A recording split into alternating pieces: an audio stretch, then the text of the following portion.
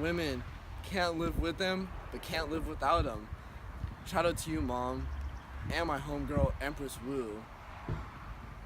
In this collision progression, we will be discussing the evolution of women and their roles throughout history.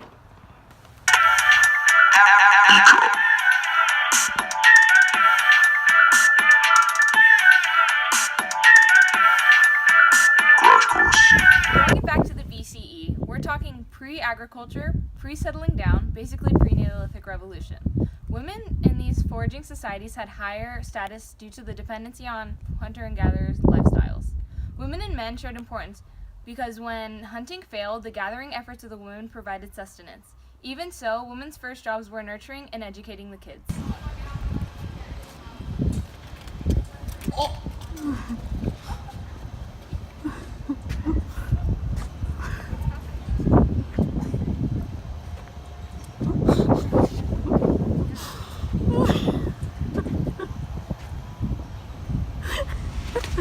Over in Egypt, women were given more opportunities within society, straying away from patriarchal viewpoints. For example, women could own property, manage it, be witnesses in court, enter contracts, and travel freely. Although rare, some women could be placed to the status of pharaoh, which served as intermediaries between gods and men. Entering the classical age, we see the emergence of many new religions such as Confucianism.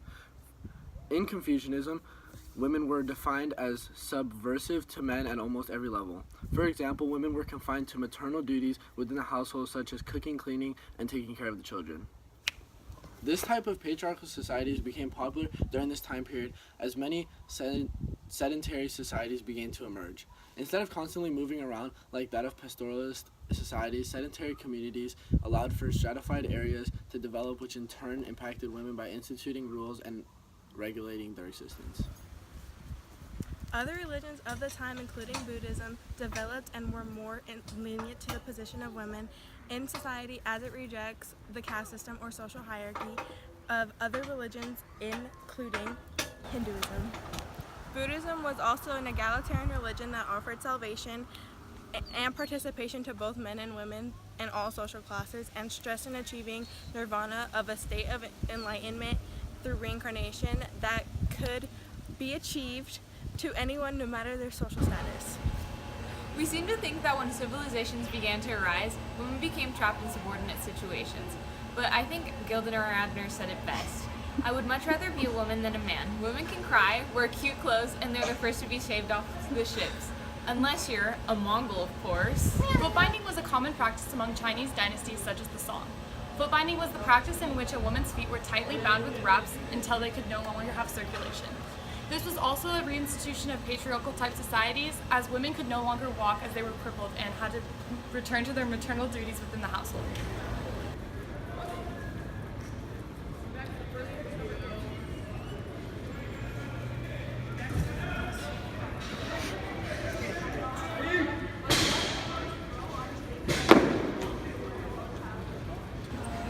Now back to Queen of all Queens, Empress Wu was an influential character for women's roles as she propagated Buddhism throughout her empire, promoting equality and fairness for women. Being that she was a woman herself, she used her reign to give them more power within society, even becoming a patron of arts that showed women playing polo, wearing pants, etc.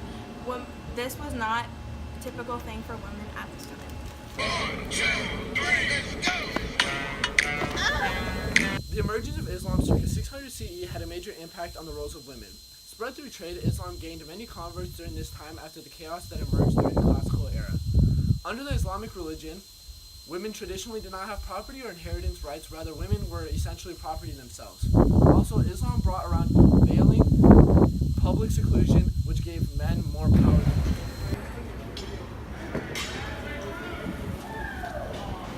During this time, many empires and religions emerged that promoted the seclusion and power limitation of women, except for, wait for it, the Mongol. Under Mongol rule, women were given more freedom within society to participate in activities normally reserved for men. For example, women could ride in battle, tend to herds, etc. Women duties during the time of the discoveries of the Americas included weaving, cooking, cleaning, etc. Some women in the Americas were even used as slaves or were taken as mistresses by their masters. During the American Revolution, women were able to show their importance and values in revolutionary efforts. Women's contributions became apparent during this time as they took charge of businesses and farms, defended their homes and neighborhoods, and served as maids for the Continental Army. While men were off fighting for freedom from other countries, women took charge of taking care of their husbands' jobs and keeping up on the homestead. For example, during the American Revolution, gender was the patriotic duty of For example, during the American Revolution, it was the patriotic duty of women to help prominent colonial families by organizing boycotts of British goods and assisting lower-class women in producing and weaving homespun textiles. Also, during other revolutions, such as the French, women took on roles and became more active participants, such as the storming of Versailles, marching on Versailles, protesting bread shortages, the formation of women's clubs petitioning for women's rights, and the writings of feminists like Olympe de Gouges. She gorgeous. And now time for the open letter. An open letter to men. Thank you for the centuries of pain, mistreatment, and unfairness you've put us through. We are fed up with taking care of the children, making dinner, and tending to your every waking need. Today, in 2018, we stand together against the everlasting boundaries of gender roles. And in the future, we hope that we can create a society in which women are placed as equal status to that of men. Now that we're all caught up, I invite you into the last stage of our history so far, known as a period of accelerating change and realignment, and girl, was that title right. It was in this time that much conflict occurred, such as World War I and II, the Cold War, including its proxy wars, revolutions, decolonization, and internal strife. Due to all of these hardships, men were constantly taken from their homes, given rifles, and put to work, which meant somebody had to fill their places back home, in the farms, factories, everywhere. Women had to step up. I don't want your number, no. I don't want to give you mine, and no. I don't want to meet you nowhere, no. As nurses.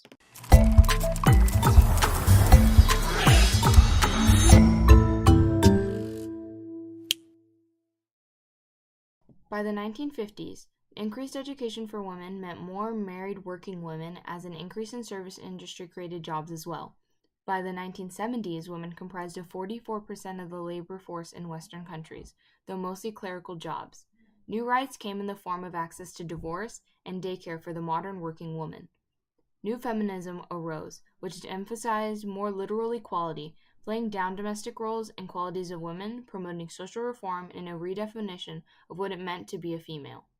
But not all women enjoy this access to independency. In the Middle East, deep religious ties left women subject to subordination.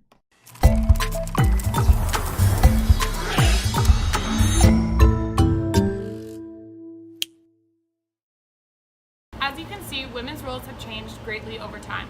From being secluded and persecuted to gaining a sense of nationalism that led to the rise of feminist and women's rights movements, the status of women has greatly improved from prehistoric times. In this video, we discussed the evolution of women throughout society, from hunter-gatherers to the big blow that was major world religion, Empress Wu's encouragement, American exploitation, the patriotic duty, and the newfound freedom as women began to express themselves through parades, marches, and hashtags on Twitter.